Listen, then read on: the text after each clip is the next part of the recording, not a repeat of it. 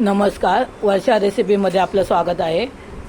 आज अक्षय तृतीया, त्यामुळे घरातली जे वयस्कर माणसं असतील, घरात आई वडील कोणी वारले असतील तर त्यांच्या नावाने, म्हणजे आपण ज्याप्रमाणे पित्र घालतो त्याप्रमाणे इथं कराची पूजा केली जाते आणि नैवेद्य ठेवला जातो. घरात काय तुम्ही जे गोडधोड कराल, काही खीर करा, श्रीखंड, आंबरस, पोळी, असं काही पण असेल तर त्याचा नैवेद्य दाखवला जातो.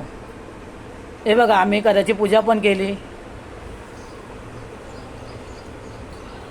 वडील वारलेत आणि त्यामुळे त्यांच्या नावाने हा करा आणला आणि त्याची पूजा केली आणि हा नैवेद्य ठेवलेला आहे. पुरी केली होती, कुरडई, भात, डाळ, बटाट्याची भाजी आणि आंबरस. हे बघा, इथे अशा पद्धतीने ताट बघा आमचं तयार आहे बघा खाण्यासाठी. आणि घरचा जावई असतो त्याला, तो पाहुणा म्हणून त्याला बोलवलं जातं आणि त्यांच्या नावाने त्याला जेव घातलं जातं. हे बघा, आणि बाहेरसुद्धा नैवेद्य ठेवला जातो. कावळा येऊन ते जेवण खातो. आता आमच्या पण वडिलांच्या नावाने आम्ही कावळ्याला जेवण दिलं आणि ते त्याने खाल्लंसुद्धा. मी ते तुम्हाला नंतर दाखविलंच व्हिडिओमध्ये. बघा, अशा पद्धतीने साजरा केला जातो हा अक्षय तृतीया.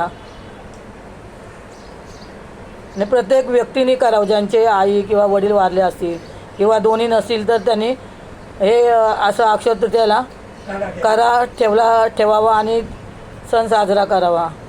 म्हणजे पितरांनासुद्धा आनंद मिळतो, त्यांच्या आत्म्याला शांती मिळते. प्रत्येक हिंदू धर्म यांनी हा अक्षय तृतीयाचा सण अशा प्रकारे साजरा करावा. आणि ज्यांचे आईवडील वारले नसतील, सगळे असतील तर त्यांनी गोडधोड करून अक्षय तृतीयाचा सण साजरा करावा. हा हिंदू धर्मामध्ये खूप याला अक्षय तृतीयाला महत्त्व आहे. कारण या दिवशी कोणतंही कार्य केलं जातं, शुभमुहूर्तच समजला जातो. त्यासाठी वेगळा काय शुभमुहूर्त काढला जात नाही. तुम्ही सोनं घ्या, घर घ्या, गाडी घ्या, काही घ्या, पण या शुभमुहूर्तावर घेतलं तर खूप चांगलं समजलं जातं. तुम्हाला कसं वाटलं आमच्या जेवणाचं ताट? चांगलं वाटलं ना? मग तुम्ही पण अशा पद्धतीने साजरा करा. बाय.